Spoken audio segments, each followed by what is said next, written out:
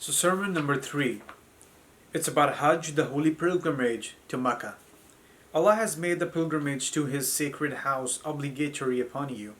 It is a house which He had destined to be an altar and a place of veneration and worship for all human beings. People gather around it to satisfy their longing for visiting it as thirsty animals gather around a watering place to satiate their thirst. And as pigeons fly towards their nests, people assemble at this house of Allah to refresh their faith, obtain hope and peace of mind, and to find refuge from sins and vices. Allah, glory be to Him, has made Hajj an institution to judge the submission of human mind towards His might and a sign of their belief and respect to His greatness. He selected from among His creations those who listen to His commands and obey them, who testify to His orders and come to stand at places where His prophets have stood before them. In going round the Kaaba, they resemble the angels who fly around His divine throne. In His divine trade, they are securing benefits of performing His worship and hastening towards the promised land of forgiveness and blessings.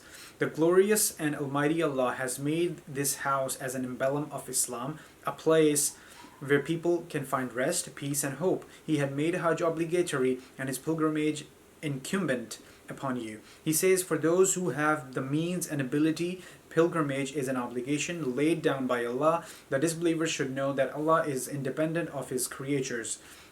Surah Al-Imran, chapter number 3, Surah number 3, and the verse number 97. This is from the Quran, which I just stated. And now comes the sermon number 4. Imam Ali delivered this sermon on this return from a battle of Siffin. In it, the Imam has explained the condition of Arabs in pre-Islamic days and the corrupt condition in which Islamic society had fallen again.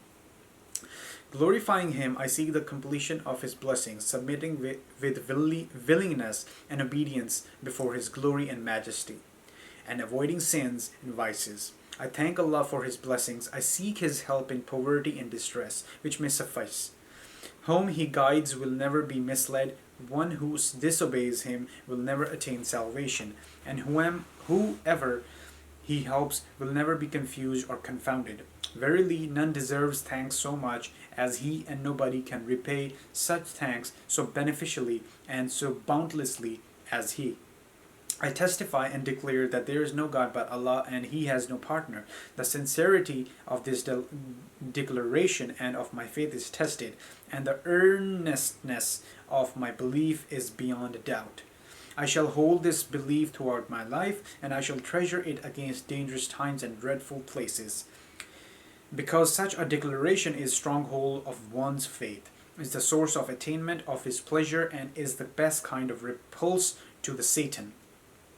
I testify that Muhammad, peace be upon him, is the servant of Allah and also His prophet, whom He has entrusted with His distinguished religion, with His recorded commandments, with His revealed and manifest book, the Holy Quran, and with the specific and clear commands and interdictions, so that minds may be cleared and heathenish superstitions, traditions, and taboos, so that doubts about truth and justice of the teachings of Islam is removed, so that people may be trained to accept rational and logical proofs of the eminence of His preachings, and people may take warnings from the verses of the Holy Quran and lessons from the lives of wicked people. When the Holy Prophet first started preaching Islam, society was in such a corrupt state that no true form of religion was followed. Convictions and beliefs about truth and justice were disrespected. Basic principles of life had become very divergent. Commands of Allah were set at naught. A way out of this vicious chaos seemed impossible, and the road to the realm of Allah appeared closed. Conditions now have taken a similar turn. Teachings of the true religion are forgotten. Blind faith is the order of the day. Commands of Allah are disobeyed. The Satan is appreciated, and the religion is ignored in such a way that its tenets are falling apart. Its dogmas are being altered. Its precepts are being effaced and eclipsed, and its paths are being obliterated. Satan is being obeyed. His ways are being followed, and he is filling their minds with vicious ideas. These minds have become his army and are rising his standard to promote vicious and sinful disorders. The slaves of Satan, in their turn, have become masters of the situation, crushing the society, subjugating everybody, and holding the realm under its sway.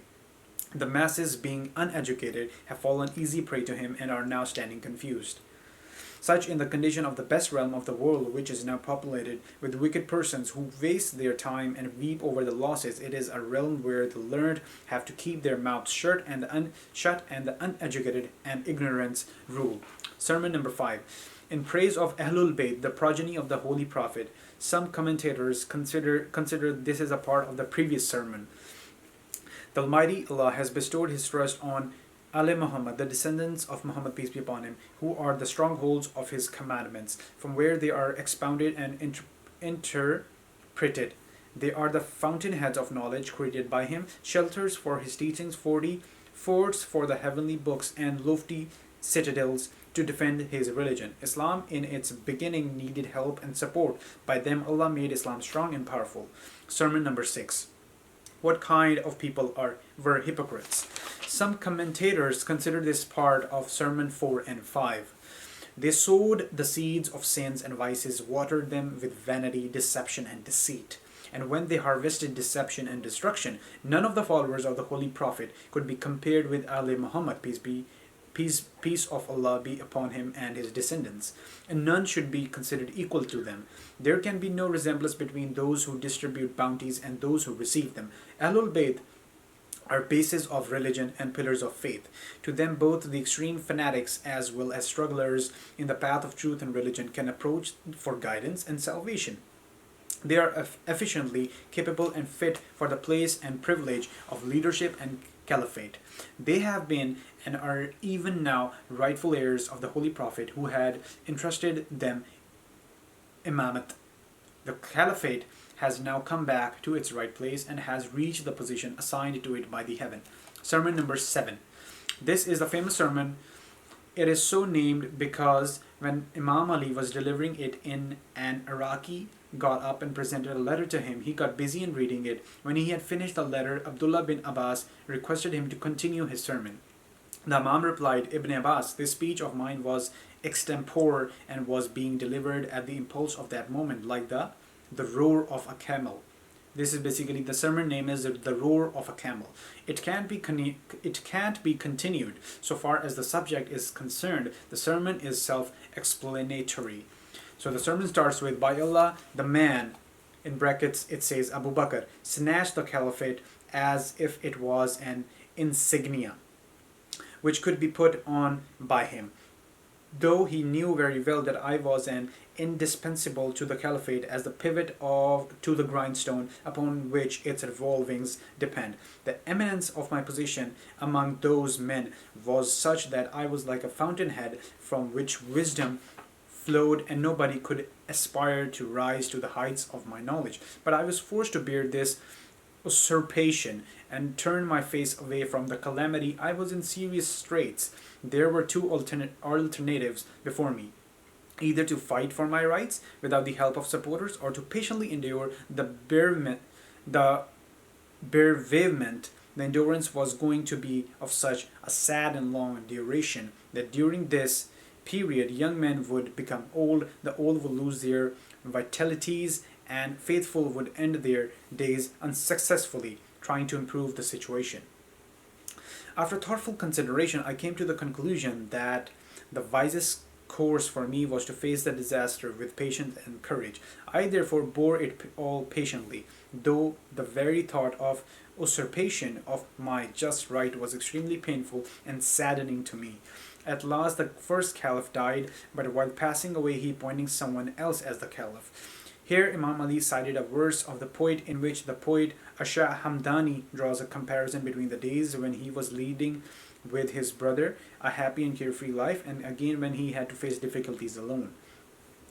Is it not astonishing that during his lifetime the first caliph was always badly in need of the help of others to compensate for his imperfections and defects and to cover his faults and failures, but at the time of his death he thought himself to be wise and learned enough to fix and appoint somebody to carry on the duties at which he was a complete failure himself. Boldly and unscrupulously, he and his successor, in his turn, plundered the wealth of the community, leaving the state in such a sadly injured condition that the passage of time was increasingly an intensity of the injury. It was almost impossible to undo the harm, and the danger of further repetition of the unscrupulous exploitations was apparent. But it was carried on under the guise of law and order, and many lame excuses were offered to justify those irreligious and unholy arrogations, and many more were repeated later. Thus the situation was thought to such a pitch that whosoever took up the reins of the state or caliphate was in unhappy predicament of riding an untrained and refractory she-camel. If desiring to keep the animal under control, he had pulled the bridle hard, he would slit the wound its nostrils, and if he had allowed it a free run, the animal would rush itself and its rider to destruction. I swear by Allah that people were misled and they went astray. They missed the straight path of religion, but accepting the inevitable without reproving, and with resignation I bore the long and painful period of the devastation of human rights and religion till the second person also died. But before his death he left the question of the caliphate to the decision of a committee, and he thought that I could also be on the panel of that committee because he had himself nominated me.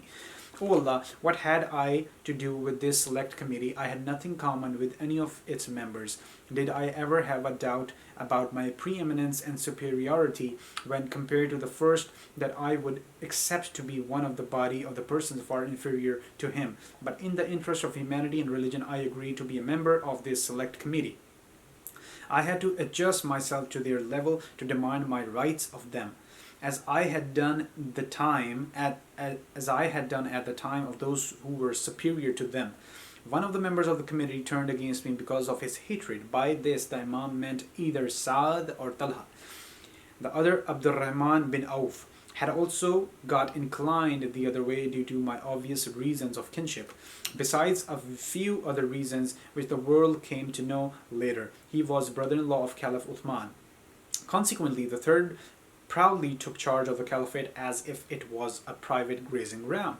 And with bolted stomachs, he and members of his clan, Bani Umayyah, started plundering the wealth of the Muslim world in the same recklessly gluttonous manner as characterize a camel when it devours harvest grass.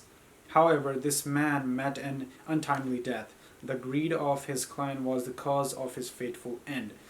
After his death, people flocked around me, imploring me to take up the caliphate. They gathered in such a numbers that were so anxious to show their sincerity that both of my sons, Hassan and Hussein, were also trampled and my dress was torn.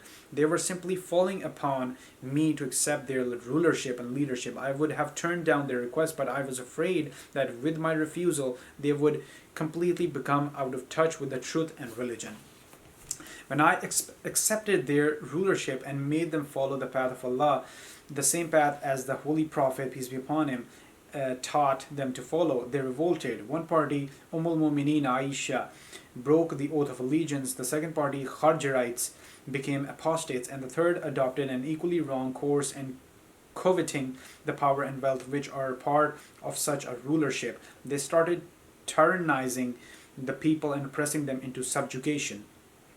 All the three groups behaved as if they had never heard the Holy Quran, saying paradise is meant for those who neither create mischief nor do they oppress human beings. The eternal peace and happiness is for those who lead a pious life. This is from Surah Al-Qasas, Surah number 28, verse number 83.